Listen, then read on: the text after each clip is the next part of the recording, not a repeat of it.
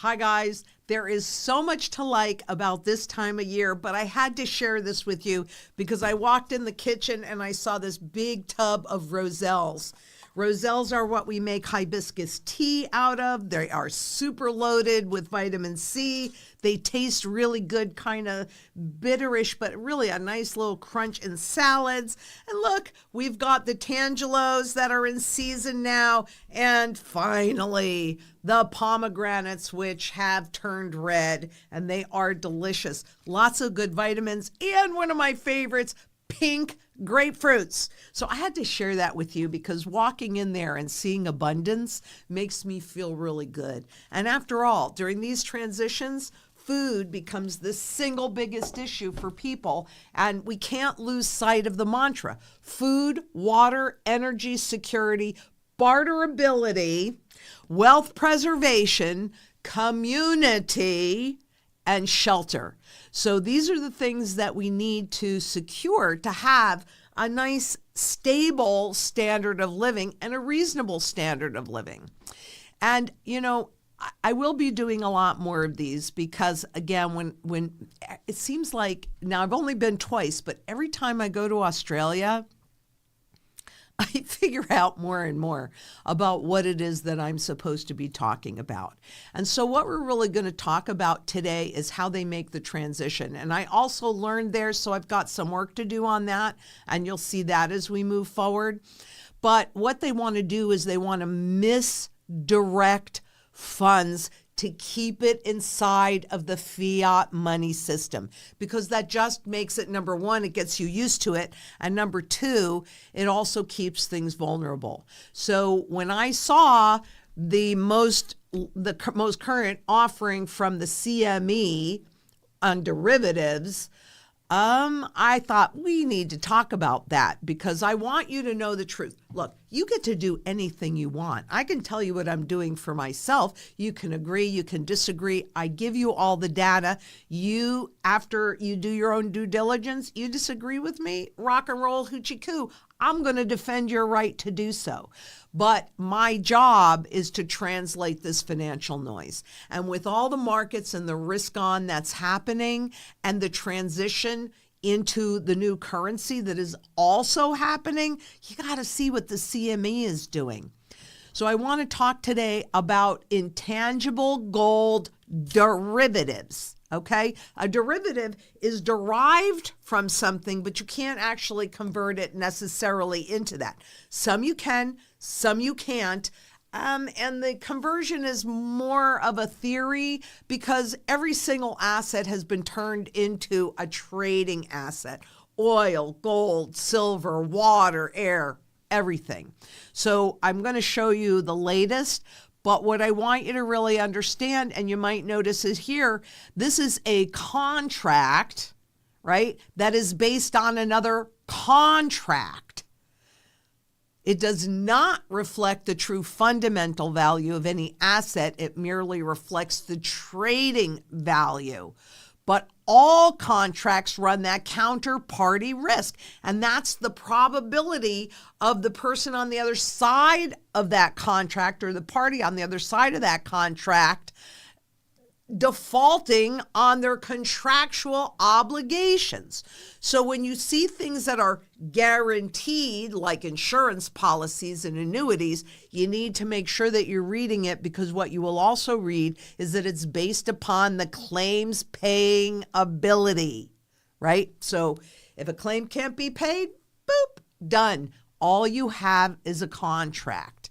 Additionally, there has been another key pattern shift. And really, I'm going to show this to you, but you're not necessarily going to even I don't necessarily know exactly what a pattern shift means, but I can tell you it always means something. So as you guys know, if you've been watching me for a while, I always pay attention to pattern shifts. And then finally, the simple fact of the matter is, since this is a contractual obligation, if you don't hold it, you don't own it. And we have so many examples of that. But First, I want to show you the ways that the markets, Wall Street, can manipulate the price that you see of both gold and silver. And what you're looking at here is open interest from 2010 to 2024, so 14 years. And open interest contracts, these are going globally. So it's the COMEX in Dubai, ICE, India, etc. So these are global open interest derivative contracts. And what you'll notice, and well, let's define that so you know what open interest even means. But that is the total number of outstanding contracts. It measures the flow of money into the futures derivatives market. So obviously you can see here how that interest has grown over the years, hitting all-time highs because of all the geopolitical uncertainty and because of all the severe overvaluations. This is an extraordinarily vulnerable market. And what is gold about? Physical gold? Well, gold is about protection. Now, they want you to think that you can do it with a contract, and a short term, you probably can. But in a currency life cycle issue, you cannot. It only looks like it for a minute until it doesn't. And I wish that I had, a better way to say that. Maybe I'll figure that out too. But the higher the number of open interest contracts, the higher the amount of activity in the futures markets. So that's both buying and selling. That's activity.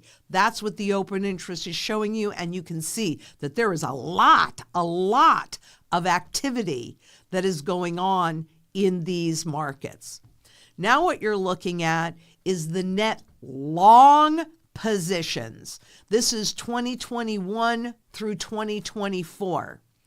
That line is 0. Short positioning represents bearish or negative sentiment. So you can see not a whole lot of negative sentiment at all for traders in the gold market.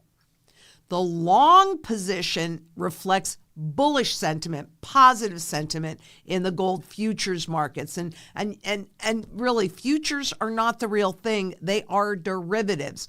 But you can see how bullish or positive that these markets have been on gold.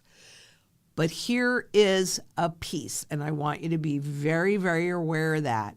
The COMEX spot gold contract, which is what you look at, what we all look at, and people think that represents gold, and it kind of does, but it doesn't represent the physical gold, though some of it will flow with that. But this is the COMEX spot contract, okay? It has disconnected from the money manager's net long. That is a very big deal, because if you look back here, you can see that the spot contracts the net longs were actually moving the visible price that you see, but that disconnected back in 2022. And what I also want you to notice is that disconnect is growing. Pattern change. I mean, this is not rocket science. You can see it. Can you see it? Make sure that you leave the comments and have this discussion inside of the community. And of course, we'll go to questions afterwards. But this to me is a very big deal, because it is a reflection, or could be a reflection, of the difference or the breakdown in the ability to control the visible spot market. It's a key. We'll talk more about this because this pattern shift indicates that breakdown of the Wall Street's con game. And I don't want to move away from that for a second. I want to stay here, because every con game requires confidence. It requires new money coming in to support the old money. Who's really been making all of this money? It's been those 1%ers. But if they're not buying, who's going to? Well, they need to inspire others to come into this market. So what this could very well be showing us is the breakdown of that Wall Street con game. Time is going to tell us about that. But so what does the CME do? Well, you got to get new players, right? So where they have a long contract that represented 100 ounces of gold and 5,000 ounces of silver, which you could, at least in theory, take possession of. You have a certain period of time at a certain price. And so if you wanted to take physical possession of that underlying asset, in theory, you can. In 2020, they just paid you out in cash.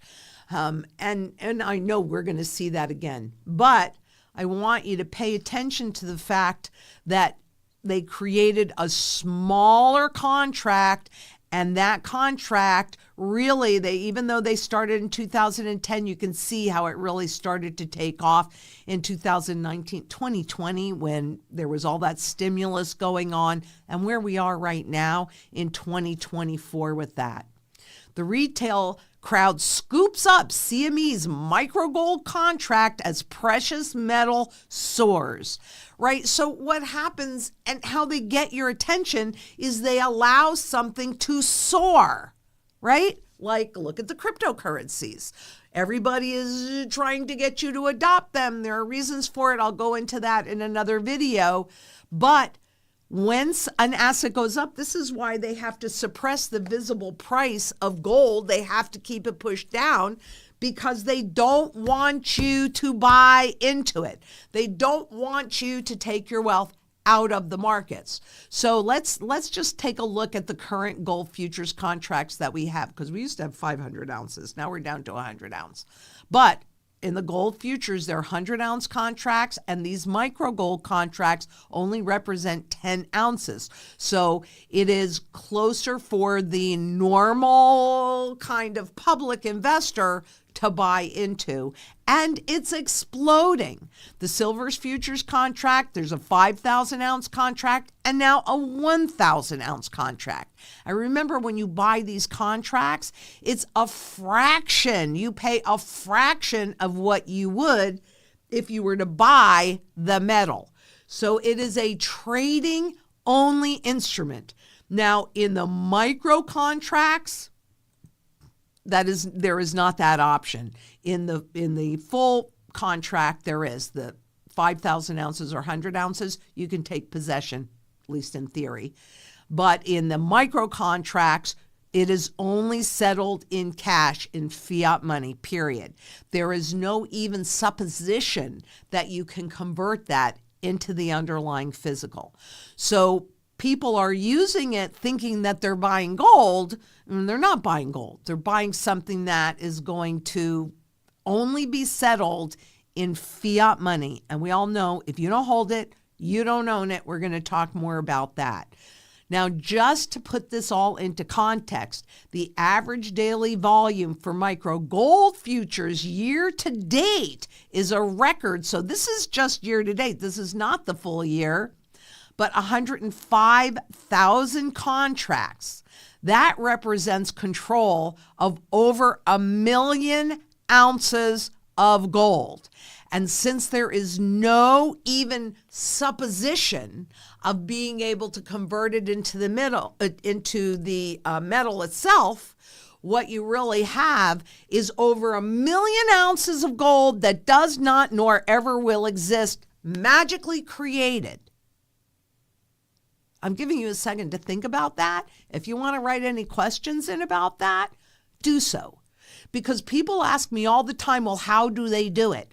They simply create gold and silver that does not nor ever will exist.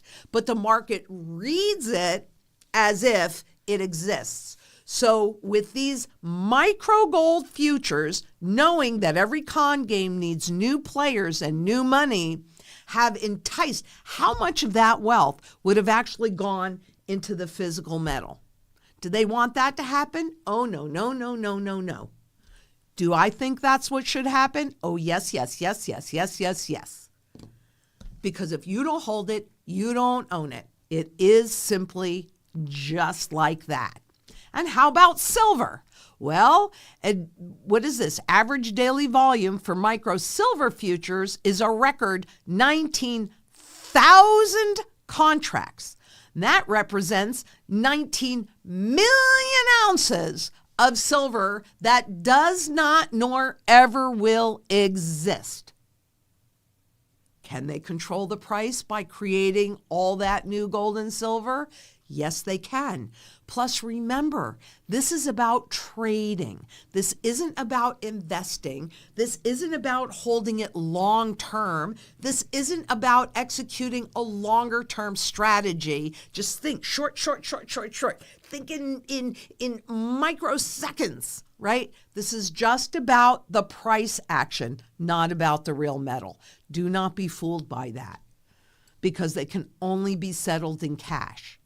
So, with the success of that and the need to continue to suppress the price and also divert money that would go into the physical, CME has come up and wants to launch, now it's not been approved yet, but they're hoping to have it approved by mid-January, a 1 ounce gold futures contract to meet surging retail demand. Gold has always been a popular investment, but retail interest has surged in recent years as more market participants look to diversify their portfolio. So you're thinking that you're diversifying into gold, but you're not, because you cannot convert these into the physical metal. They're not the physical metal. Period. End of discussion. It does not matter what your perception is. This is a contract only. And since demand is surging, we certainly don't want people to buy physical metal. Now, I'm not saying that for me, because if you don't hold it, you don't own it. So I believe so strongly that you need to own the physical metal. It is the only, according to the Bank for International Settlement, gold is the only financial asset that runs no counterparty risk. All this stuff is all counterparty risk. But there is surging demand. So again, I'm just going to review this. Gold futures, a normal contract you can take delivery on, 100 ounces. It's presuming that not a lot of people stand for delivery. If a lot of people stand for delivery, they're going to declare a force majeure and pay it out in cash, just like they did in 2020. Okay, so the micro gold futures that they created, 10 ounces. The mini gold futures represents 1 ounce of gold. Do you know what Zang Enterprises minimum is? 1 ounce of silver, physical, in your possession. That's it.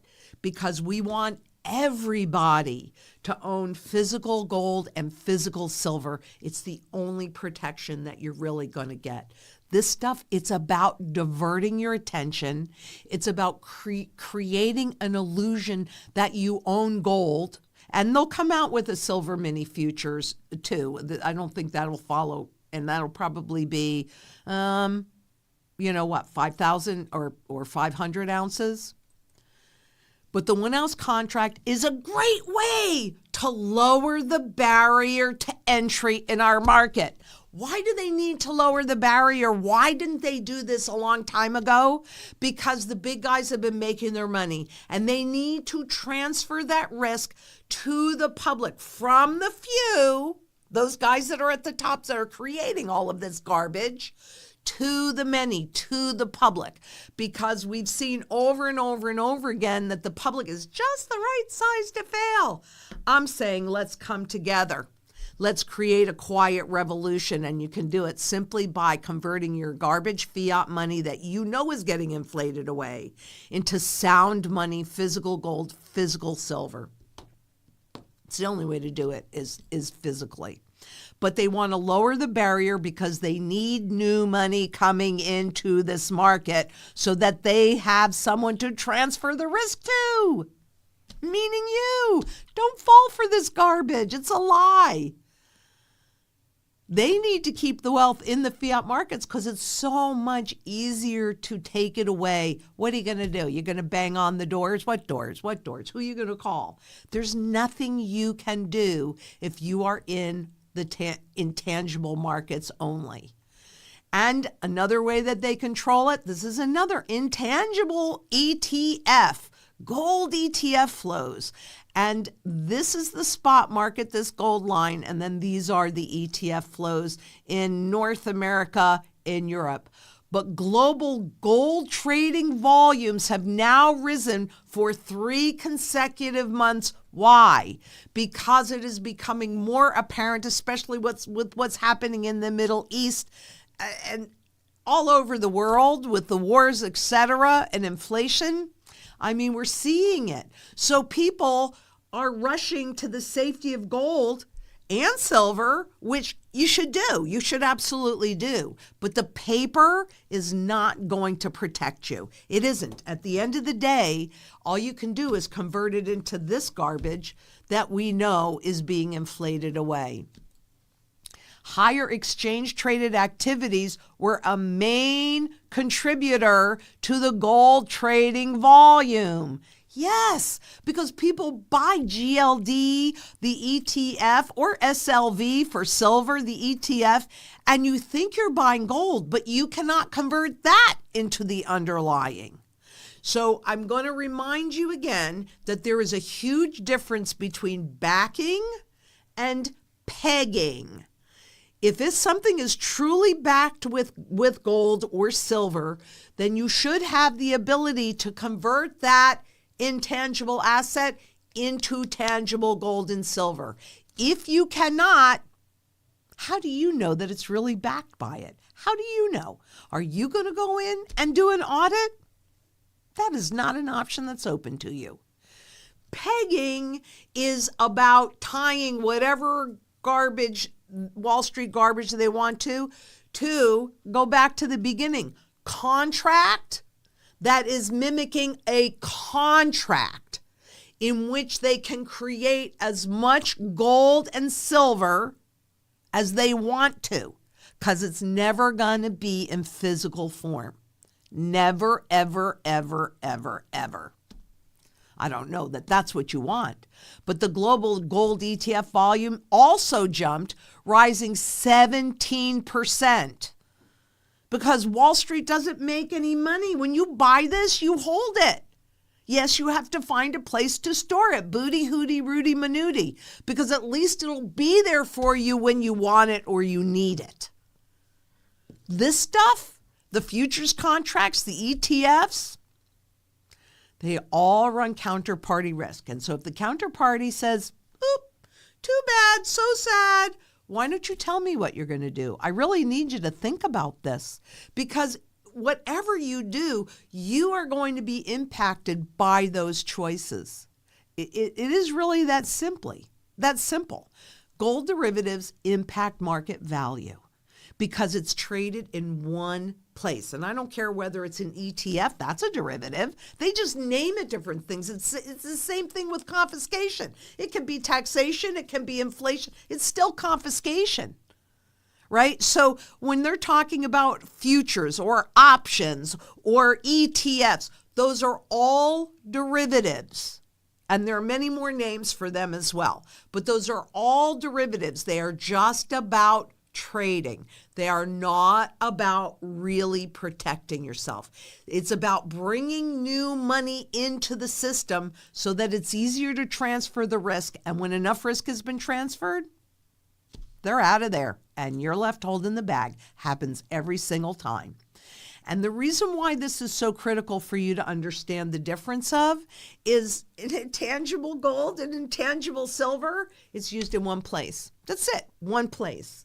But physical gold, physical silver is used all over the place in every single sector of the global economy. And it does not matter what form it's in, it is monetary at its base.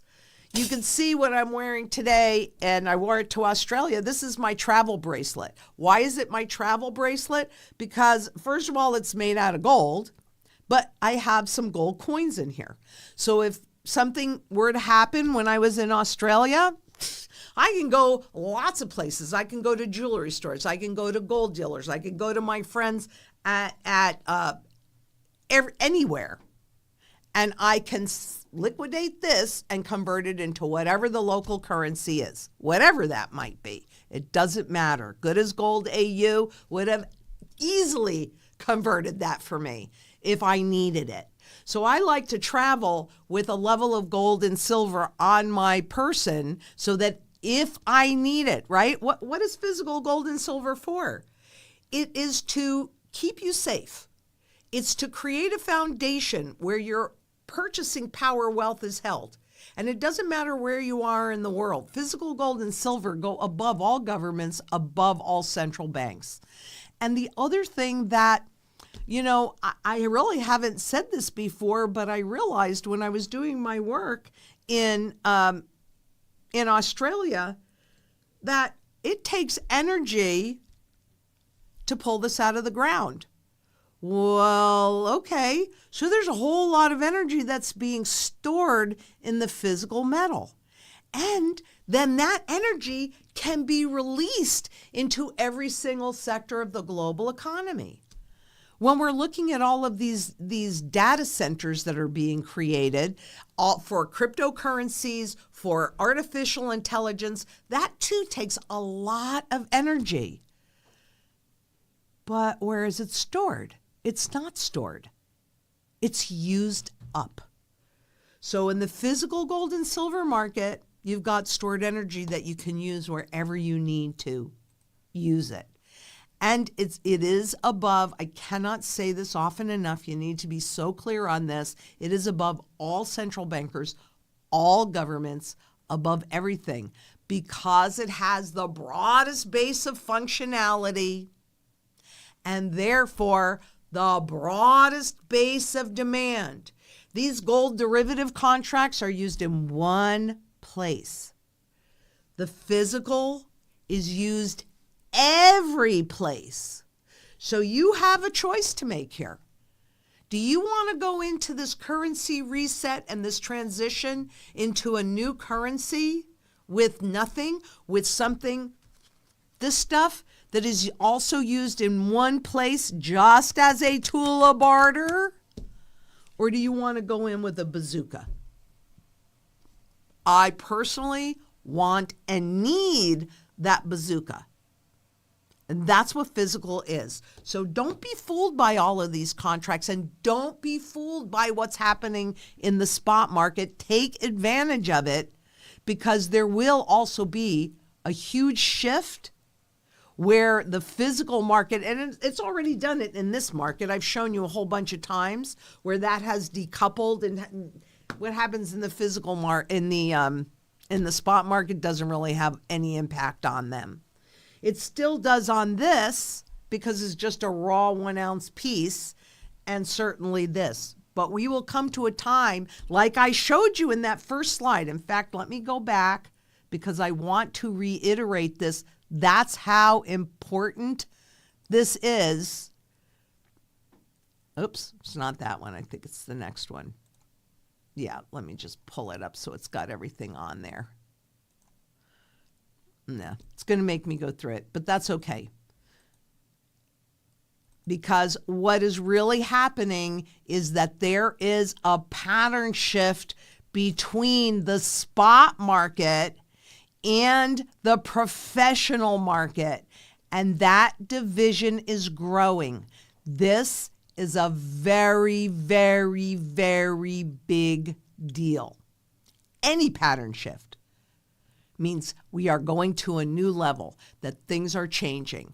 Time will tell us exactly what all of that is, but I think that it's indicating that there is definitely a disconnect and that the longs, that the professional market is losing control. They got to bring you in. They've got to keep this Ponzi scheme going until they've transferred enough risk. Don't buy into it. Don't believe it. It's a lie.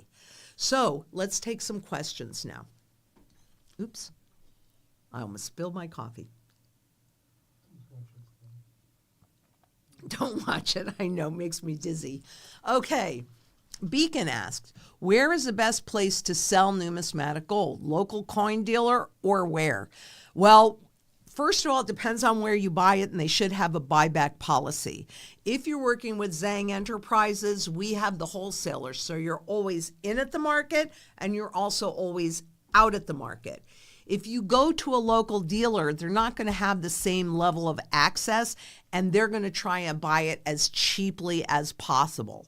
So what I would suggest, honestly, is that, well, number one, you got to work with a reputable dealer, right? Somebody that has, it isn't just that Zang Enterprises has a buyback policy, because of course we do, but it is also because we are executing a strategy. So why do you need to liquidate it? And what kind of gold are you talking about, right? You want to work with a reputable dealer, call them, get the bid. This is how much we would pay you to liquidate that coin. Then you can go anywhere else you want if you want a price shop. In part of the strategy that we're executing, and you should be asking anybody that you're buying gold from, and they should be able to tell you quite concisely what is the exit strategy. If they don't have one that makes sense to you, they don't have one, period. So it's not just the buyback policy. You want to make sure they have that and that it's standardized, and you can test them, just ask for the bid. But it's also, well, when and how am I supposed to liquidate it? If you liquidated it at a different time than you're executing the strategy, well, I mean, I like this for my emergency gold. This is my savings. It is still pre-32. This is 1903 or pre-33. It's 1903, but it's just a raw coin.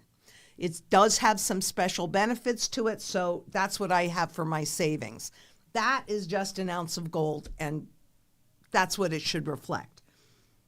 If you're liquidating this and you're working with Zang Enterprises and you're executing a strategy, you're going to be liquidating that when the other income producing assets are in an accumulation phase at a bear market somewhere near a bottom, okay?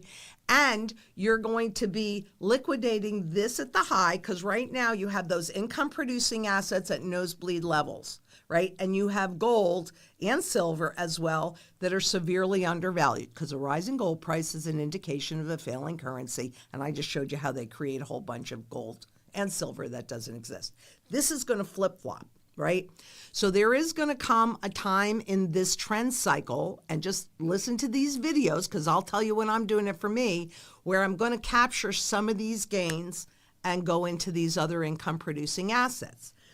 At Zang Enterprises, I was very, very specific to work with wholesalers that give us the broadest range of choices in how we are going to liquidate, because our goal is to capture as much for you as we can. So it could be just selling it back to the wholesaler. It could also be running it through an auction. It could be doing it in so many different ways. It could be marrying sequences to capture premiums. Right now, there are no premiums on series, but historically there have been. So will that happen again? I'm thinking they could. And the way that we're structured, we can marry this portfolio to this portfolio to come up with where you are going to capture your best gains. So it isn't just in what you buy, but it's actually executing the strategy through the trend cycle. And we have a very clearly defined exit strategy that will put you in the best position on the other side of this to be a whole lot better off than you are right now. So you can click that QR code. You can click that link to make an appointment. You can call us, you can do whatever, but get that position, get your strategy, your sound money strategy in place. So someone asks you, someone say banks will buy gold. Is that true to you?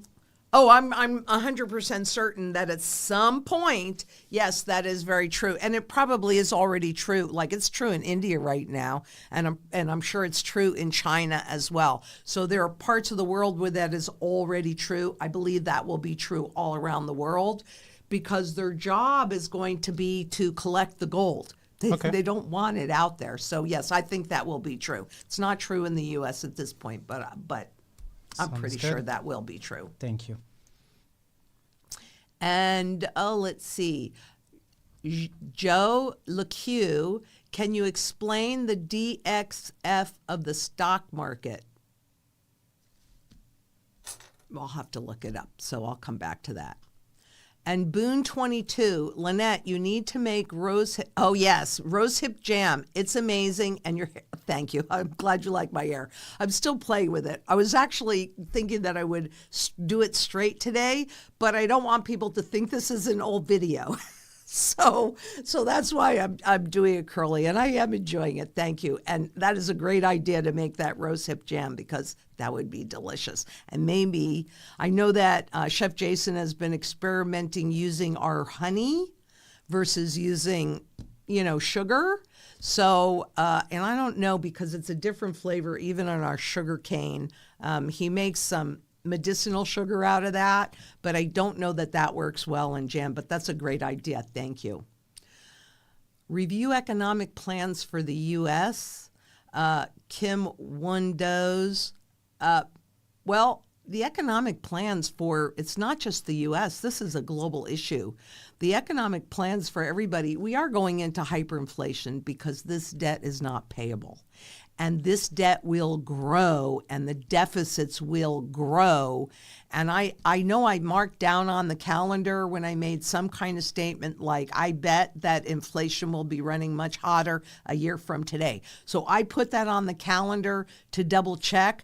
But everybody's economic plan is to transition us into a full surveillance monetary system, which gives them a whole lot more control, because they don't like what you say. They don't like your politics. They don't like your thoughts. Well, boom, you're cut off. We saw that tested in Canada.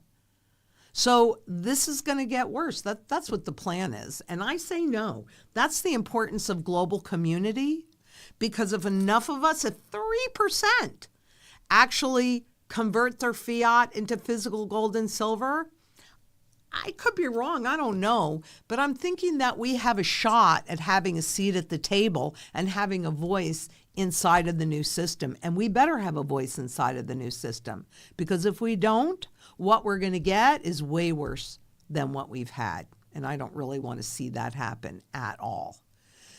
And pardon me for butchering this, Ariwakila, what does 1,000 points of light? Oh, I don't know. I would have to go back and read the whole speech so that I could get the context. But if somebody is, I'm not going to say it. Okay. Maurizio Rodriguez asks, good afternoon at Lynette. China is planning buying more gold next year. And they did this year too. They were on a little bit of a hiatus, though I don't think that's actually true, because we don't know how much gold China is mining. But they did just stop that hiatus and buy a whole bunch of gold. So China is planning buying more gold next year. What's your price prediction for next year? Would it be over 3,000? Yes. I think really we could see on the spot market next year. I'd have to go back and kind of look at the chart, but it would not surprise me to see it probably closer to 3,500 next year. We can write that down. Maybe you want to write that down and stick it somewhere, and we'll see how close we come to the prediction. And low blood pressure asks, when does printing fiat cause hyperinflation? Is there a breakout point? Well, really, what causes the hyperinflation is the loss of confidence of the public. So this is why governments and central bankers really test the confidence and the expectations all the time. What are the inflation expectations? What is consumer confidence? And the consumer is confident in their income. They're going to go out and they're going to keep consuming. They're going to take on more debt, etc. And I just did a video, so I'm not sure which day it's coming out, but on consumer debt. I mean, we're seeing debt at nosebleed levels for consumers, not just governments, but also for consumers. I don't know exactly what the breaking point is, but what I can tell you is that the faster inflation is and the higher it goes, this is one of the problems that the governments and central bankers have been having, because people go to the grocery store every week. Some of them go several times during the week. And when you see those prices go up noticeably higher, you lose confidence. This is a con game. They got to keep your confidence. So we're going to see the hyperinflation when the public loses confidence in the system and in those that are in power. And that's when that's going to happen. That's typically when it does happen. Is there a breakout point? I don't know what speed of inflation is a breakout point, but here's the real problem that nobody can ever answer for me. What happens when we get to zero in terms of purchasing power? Officially, there's 3 cents left. What happens is they have to attack your principal. That's what negative rates are about. That's what the CBDCs are about. Central banks say, you give us those CBDCs and we can guarantee you there will not be any more inflation. Mark my words on it. That is how they're going to sell it to the public. No, there won't be inflation. There will be deflation, because they also say once we have those CBDCs, there are no limitations to how low interest rates can go. Because after all, negative rates are a choice. Okay, I'm going to work my butt off. I'm going to loan you money. I don't know you from Adam. And I'm going to agree to take back less money than I loaned it to you for. I'm sorry, that makes no sense to me. Why would you do that? You might do it for your children, but you're going to do it for a government? Please. And that was a big test. So, yeah, we'll see negative rates. Yeah. And Ron Jakuski, Maxwell's silver hammer. Oh, when all is said and done, which is the better to stack now? American Gold Eagles and pre-33 double eagles, or American Silver Eagles and 90% silver coins? Well, okay, it depends. There is not a blanket answer, because the strategy that we execute, the first thing that we do is get a handle on what your current cost of living is, because part of what you need to do is sustain your current standard of living. And there's barterable silver and barterable gold that will do that. So that's how much silver you need, because I know that gold to silver ratio is really wide, and I know that it's going to get more narrow most likely, but I also know that once we hit that hyperinflationary piece, that gold severely outperforms silver because it is the primary currency metal. So we really need to be paying attention to that. And in the strategy, there's so much silver you need, and then it depends on what you're trying to accomplish in generating income-producing assets, leaving a legacy for your heirs, etc. So when we're putting together your strategy, we want to know what you're trying to accomplish, and then it is the right tool for the job. And again, it's built on layers, right? There's even cash that's part of this strategy, because it all depends on where we are in this trend cycle. And, okay, I just answered that. Go ahead. And B. Lang asks, just like printing fiat currency, they print gold contracts.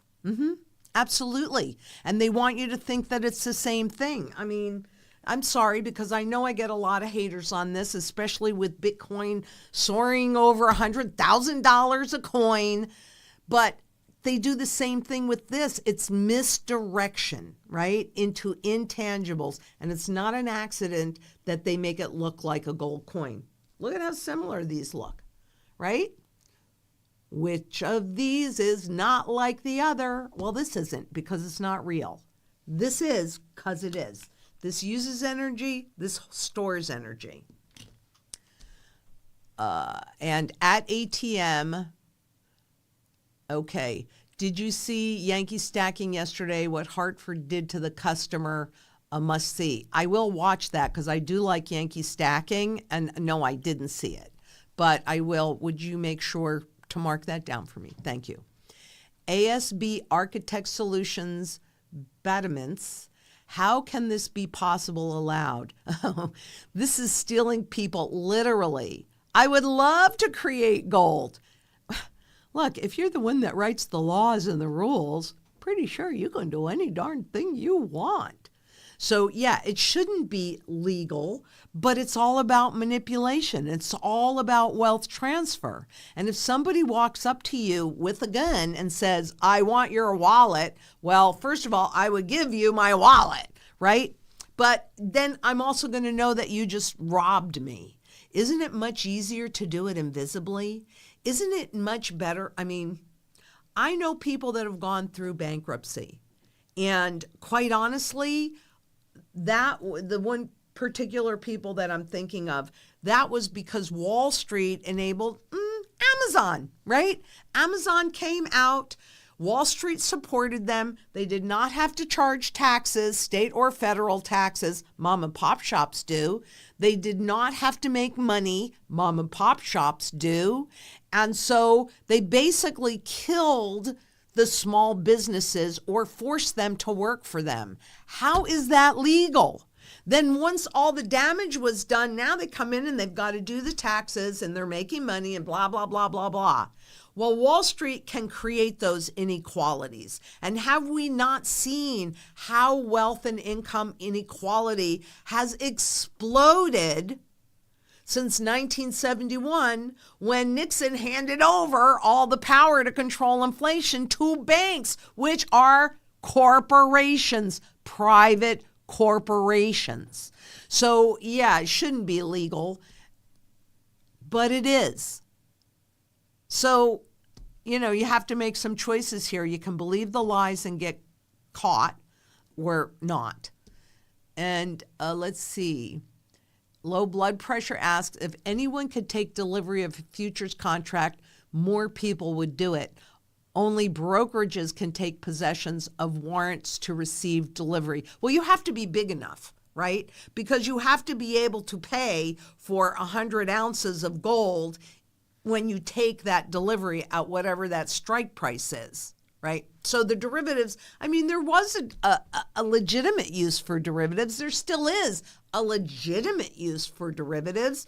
So for example, I'm a farmer and my crop isn't going to be ready until September, and it's January, and I don't know what the weather's going to be. I mean, I don't know what's going to happen with the crops.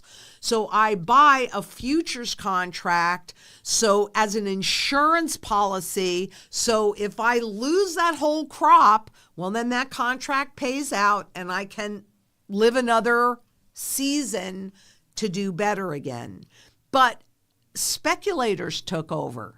Right? And I mean, that was encouraged and allowed in the 90s. That's when that really happened. And what did we see? I mean, we've seen two huge derivative bubbles explode since they really were picked up by Wall Street and just become trading products. We're going to see a third one, and this one is going to be bigger than any of them. The last one was a 2008 CDO, collateralized debt obligation. We have, and at that point, central banks would use it to manage their currencies in the markets, but they weren't really high participants in the derivative market.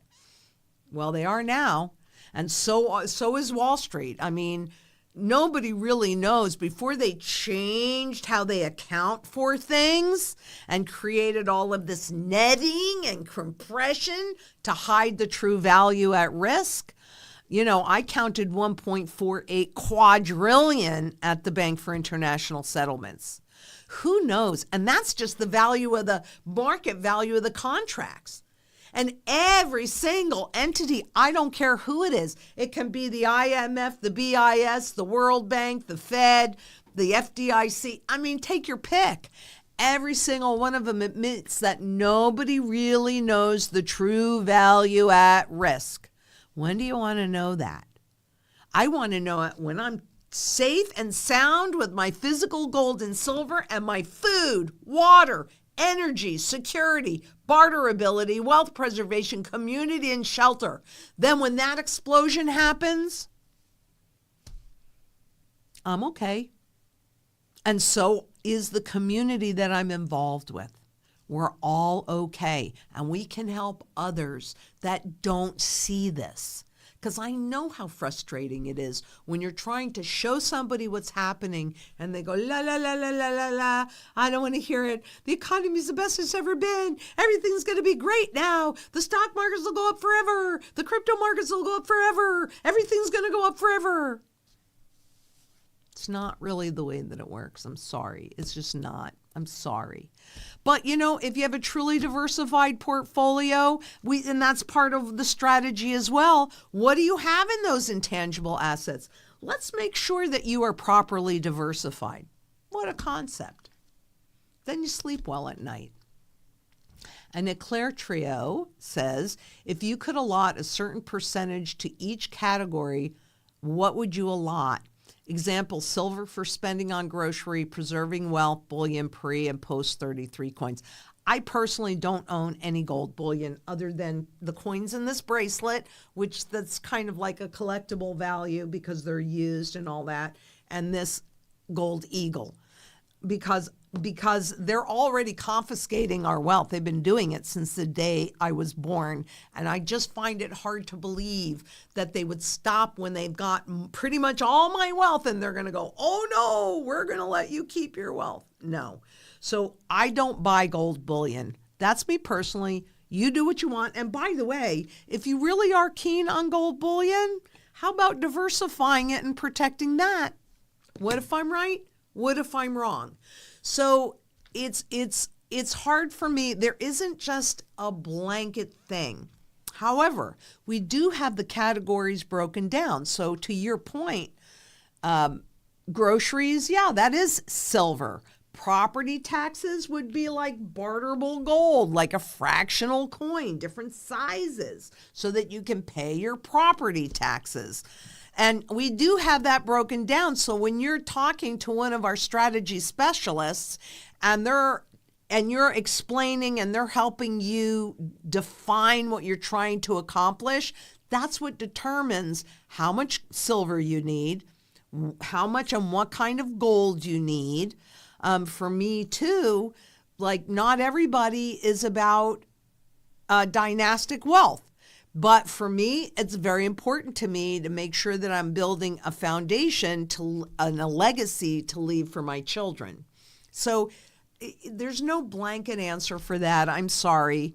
But call and talk to us because we will help you define that. And we do have it broken out so that there is a guide for what you actually need. And let's see. Oh, okay. So Secretary Booty Cheeks, okay. What's the name for an investment scheme that relies on bringing in new money to pay earlier investors? Well, that could be pretty much the government, the FDIC, insurance, deposit insurance, these contracts, these derivative contracts. There are so many examples of converting, and you can see as they financialized the system, which really happened in like the early 80s. So we kicked it off, and then they started creating all of these financial products, and you'll also see that in terms of productivity, which prior to 1971, the worker and productivity rose at the same time. Well, once we made that transition with the central banks in control, that's when that income and wealth inequality started to expand. And everything has been turned into a trading product. And it's those traders that are determining how much you're paying for your utilities and your water and all sorts of things. And that really started in 71 when Nixon took us off the gold standard. What gold really does is it requires fiscal responsibility. And who really wants to be fiscally responsible? And Gerald Draper asks, how was your trip down under? Glad to be home yet. Wish you could be gone walkabout. Thanks for continuing to bring confidence in our strategy. The trip down under was phenomenal. I truly love Australians. I truly love Australia. Not crazy about the government, but then, I pay attention to what governments do. I really look at the economy. I learned so much, and I feel like every time I go to Australia, I kind of go deeper into what it is that I'm put on this planet to show you and to do. So I've been invited back in 2026. I don't know that I'm, we're not even done with 2024 yet, but I'm certain that will not be my last trip down under. I had some, and we're going to have videos coming out on that of the pieces of the event, so I'll be able to talk more about that. And then also some on-site things that I did with water and the Murray-Darling Basin. I think this is really important because they have definitely created derivative contracts that are controlling that and enabling large corporations to pull the water out of the system and leave everybody else high and dry. And it's happening in the Colorado River as well. The AI and the database centers that are being built in dry areas, that takes a lot of energy, and we got an issue around energy, right? And it also takes a lot of water, and we got an issue around water, right? So we'll be talking a lot more about that. So we're working on it. Just give us a minute to put it together. But it was... Yeah, you guys can stay tuned for this. Adam is working actually on creating the vlog from Australia. So stay tuned for this. Yeah, we've got at least 2 and probably more than that, but on the event and definitely on the water issue. That's really important. Let's see, too many riders. Oh, this is your brother. Yes, bonjour Clément, bonjour Maxime, hello papa, hello maman. Bonjour, bonjour. I love France too. Oh my God, there's so much about France. But let's see, would you consider Bitcoin like a digital gold? And what's your take on this? And I will show you, because that's one of the other things that I learned when I did the event with Good as Gold Australia, is I figured out, I think, a better way to show you what I'm telling you. No, I do not view it as digital gold, even though that's the way they want you to view it. It is intangible. What I view it as is a Trojan horse, because they have to get easy adoption. So the way that they do it, and I mean, these aren't my words, these are their words, but I'll show you as well. I'm going to do a video just on that. Is they get you to buy into this concept. And when there is enough adoption, which, look what's happening, right? The higher it goes, the more adoption that it will get. And people feel very rich, like there's all these wonderful things happening. But it is a risk transfer mechanism. And I'm sorry. But when the cryptocurrencies were first coming out, when Bitcoin first came out in January of 2009, when QE came out in March of 2009, I don't think that was a coincidence.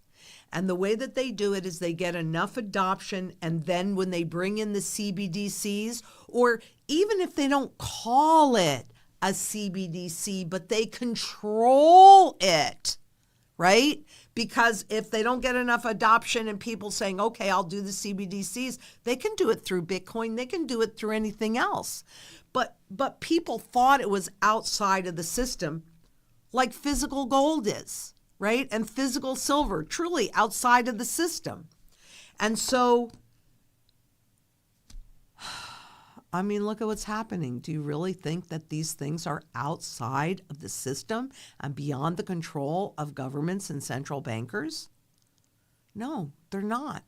It's about getting you to keep your wealth in intangibles where it is so easy to transition away. And by the way, just as a little bit of a reminder, do you remember, if you're old enough to remember, when most of the businesses out there were mom and pops? And so if you were not happy, you could go to the decision maker. That at that time was also true with larger corporations. If you were unhappy with something, you got to talk to a decision maker. Do you get to talk to any decision makers these days? Nope, not anymore. I mean, you do at Zang Enterprise, but not anymore. And so when things go south, who are you going to call and complain to? There's nobody. So yeah, that's what I think. And she's right, because actually I got some Bitcoin the other day with Venmo, and they actually red flagged me for no reason. They even told me that I did nothing wrong. And as of today, my Bitcoin is still locked on Venmo. So you can't talk to a decision maker, unfortunately, anymore. Right? I mean, this is what they've trained us away from. But those of us that are older kind of remember what it was like then. And that's the way we behave. But if you don't hold it, you don't own it. And it doesn't matter what your perception is in a court of law, because they're writing all of these contracts, making this stuff legal. I mean, think about it. Every time you go online and you want to go on a site, well, if there's something you want to get from that site, are you going to go in and read that itty bitty tiny fine print pages and pages of a whole book? No, you're not. You're just going to click OK. Well, that means you agreed to that contract. And you didn't read it and you didn't write it. So whose benefit do you think it's written for? And Logan Campbell, and by the way, thank you for waking up, because what time is it in France now? Actually, he's not waking up. He's about to go to bed, I think, soon. Oh, okay. Yes, they are in advance of us. Well, thank you for watching. Oh, yes, absolutely. From around the world. It's just, even if I don't know you, personally, or I can't see, I really do want you to know how much I appreciate this. We've got to build this live. We've got to build this community. So there is strength in numbers. And can I have yep, okay. Okay, so Logan Campbell asks, can you send silver to New Zealand, Lynette? And at this point, that would be no, I can't, though I would imagine that my friends at Good as Gold Australia have the ability to do that. The reason why we don't is because of the customs tax. So stay tuned, and I'll see what I can do about finding a local, because I got to go back to New Zealand. I didn't get to go this time. I did last year. It wasn't enough for me. It was just not enough. But I'll see what we can do. Can you mark that down, Arthur? And I'll see what we can do about finding somebody locally for you. And okay. And Yellow Voice asks, do you think there is risk in depositing your gold and silver in the Texas Bullion Depository in Texas, first of its kind? I mean, there's always counterparty risk when you don't physically hold it. I think there's probably less risk in that than there is in other places. And I would certainly love to get to a point, and am working with the Sound Money movement to legalize gold and silver in all of the states and help them build a bullion depository. So I think it's safer. Do you live in Texas? Can you physically go and get the gold from there? And that's what I would say in depositories, because I have to hold my gold in a depository as well, but it's a private vault and I can walk to it. So if I live in California, I probably don't want it deposited in Texas, but if I'm in Texas and I can get to it, I don't think that that's a horrible choice. I'll say that. and Cryptonomics Q, was Lynette suggesting it was better to hold junk silver versus silver bullion from foreign countries? Is silver from foreign countries confiscatable in the USA? Actually, I like silver in any form, right? This is constitutional silver, but I certainly have new silver. I have silver from Austria. I have it from America. I mean, I have it from all over the world. Anything can be confiscated by a government. Anything. Silver, and they did confiscate silver back in 1933 as well, but silver gets used up in industry, and it's kind of, it straddles both the monetary world as well as the manufacturing world. It's probably a little more tilted toward the manufacturing world. So I like any kind of silver in any form, even Aunt Bessie's silverware. And I don't actually know that that came from Aunt Bessie, because I bought all that stuff at yard sales and that kind of thing. So gold and silver in any form is monetary at its base, regardless of its condition. Tarnished, broken, doesn't matter. And Ripe Banana says, since you have to convert dollars to U.S. Tether, which is backed by U.S. Treasuries, in order to buy Bitcoin on crypto exchanges, could this be why they want a U.S. Bitcoin reserve to boost the via Tether?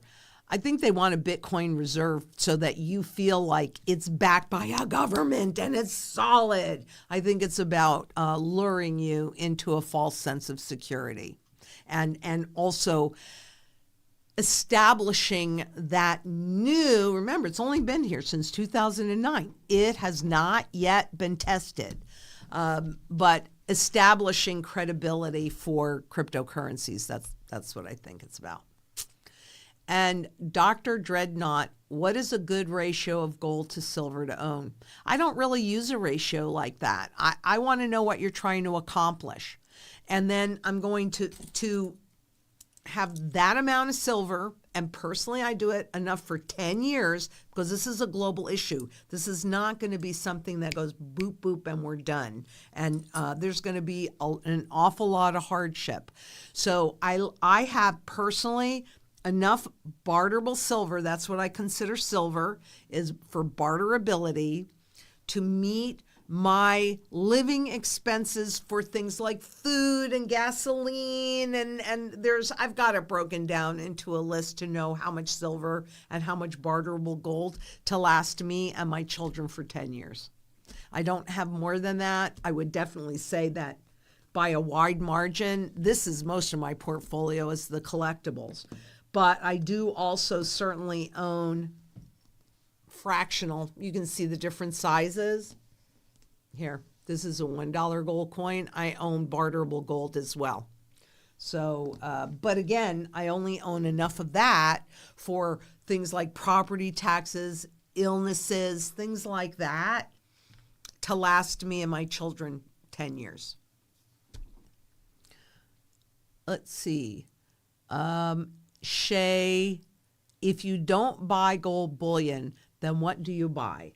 I buy the collectibles, and that's on a number of levels. So this is just a raw 1 ounce coin dated 1903. So it meets the criteria of being pre-1933 and therefore classified as a collectible. Do you know how I know this? I mean, actually, do you know how I determine in terms of gold, not silver, but in terms of gold, what I will buy?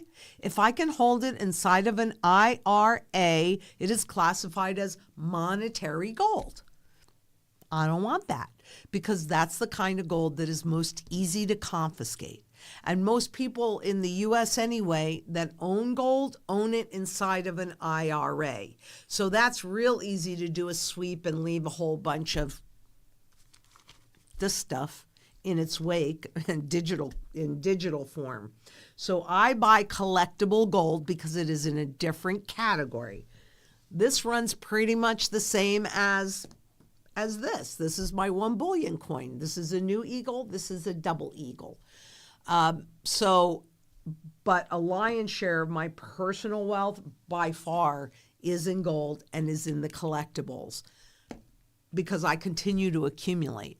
I mean, why wouldn't I? I'm not a short-term trader. I am a long-term strategist. I am having studied currency life cycles since 1987, personally, I'm very clear on the next most likely outcome. And I put myself, and this is the same strategy that I'm executing for myself is what we put together for you, right? So I'm quite clear on where we are in this trend cycle, and I'm getting into position so that when we shift over into this next cycle, not only do I have sound money to convert into the new money, but I also have income producing assets that I get to buy for virtually nothing because this loses all of its value. I mean, it's a whole strategy, and it's just based upon the repeatable patterns. It's not rocket science. And hopefully it's pretty easy to understand because that's what we tried to create. When you're looking at something like cryptocurrencies, you have to be a certain kind of engineer to understand how this is created. It's a little complicated for me. I'm not an engineer. And Eclair Trio asks, how the heck are they gonna harden the Arizona power grid? Good question. To support these plants going up in the Phoenix area. Sheesh. Yeah, sheesh. And it's not just the power, it's also the water, since we are in the desert in the middle of a drought. That's a great question. You know, it was interesting because on the way back from Australia, the last little leg from LA to Phoenix, I was sitting next to a German man that does AI and cryptocurrency plants. And so I said, that's really interesting. And he was coming out here to pitch the plant or do whatever. And I mentioned to him the fact of the level of power that these plants consume, as well as the level of water that these plants consume. And the problems with it, we're already in an energy crisis. We already have an aging grid. We already have a whole lot of vulnerabilities with our water, et cetera. Yeah, that conversation didn't last very long. It was very quiet. Okay. But it was interesting. Okay. And S says, thank you for your videos, following you from Canada. And I am going to be in Canada at VRIC in January. So maybe I'll see you there. That's in Vancouver. And I do not own any amount of Bitcoin, and I've been watching it since it was $7. And I'll tell you why, because Arthur and I have had this conversation. He owns Bitcoin. He just said that. Yes, I do, and I always ask her like almost every day her takes on it, and she's too honest to tell you like she will not. So when she will own Bitcoin, you all guys will know if she ever does. Look, I'm not saying that there isn't a time that will come when I will own a cryptocurrency, but what I don't know yet is who is going to survive. Yes, exactly, okay? Yes. I don't know. Of course. And it's also, I can only convert that back into, fiat. Yes, right? I mean, they've been trying to build out a barterable system, but the price fluctuates so much. So no, and Arthur is right. The reason why I personally don't own any Bitcoin is because I know it is a Trojan horse. Remember, I know how they make these transitions, and I cannot support the lie. I just can't do it and look at myself in the mirror the next day. I just can't do it. I just can't do it. And Lynette will be in Canada from January 17 to January 21. So if anyone is there, go watch her at VRIC. Oh, yeah, because really, I'm getting the programs that I'm putting together when I go out and speak. I really... Actually, the one that I did in Australia was the very first time, because usually, I do something and everybody goes, oh, that was so wonderful. Oh, Lynette, you're so wonderful. And in my head, I'm going, oh no, I didn't accomplish what I was trying to accomplish, which was really explaining what's going on. So when I was in Australia, I could tell when I was putting it together, and because I don't do this, I don't say that I think something is really good or going to a new level unless I actually feel that. So that's something that happens for me very, very rarely, but I knew that I was doing something different with this one. And when I finished that, you know, I said to Jacqueline and Dale and Adam and Monica, they were all with me there. I said, I'm finally accomplishing it. Now all I have to do is make it better. But there was that shift in what I have been trying to explain forever. I'll do some shorter versions for us here. But yeah, if you're in Canada, come, because I think it's going to be, you know, I think you're really going to enjoy my presentation, and it's going to help you see things a little bit differently. And that's all I ever really try and do, is to get you to look at things just a teeny bit differently. Because when you do, it's amazing what you see. It's everything. And so Low Blood Pressure asks, will private vaults fight the U.S. Army and stop confiscation? No, but private vaults are usually a lot more diversified. So they could hold some rare art or cars or data. They could do some data storage that we're keeping on disk so that it's not in the cloud. They hold a lot of different things. So no, if the government says we're confiscating and they've got the legal paper that says they can come in and go through the boxes, they're going to comply. They have to. That's also why it's important to diversify where and how you hold them, right? It makes a whole lot of sense. But it also makes sense to hold the kind of gold that is less likely to be confiscated. Because I can't sit here and tell you, oh, no, definitely 100% guaranteed they're not going to confiscate this. It's just that when you look at the fact that they are in a different category, and hey, guess what? The gold content weight of this new eagle is exactly the same as this old eagle, and it's just almost an ounce of gold. Why can't I hold this? You can hold Bitcoin in IRAs. You can hold real estate in IRAs. You can hold all sorts of things in IRAs. And yet, I can't hold that. That gives me a lot of comfort, because this area, and I've shown you this graph before, where we're looking at ultra rarities, where 1 ounce of gold could go for like 15 million, 20 million bucks if it's very rare, right?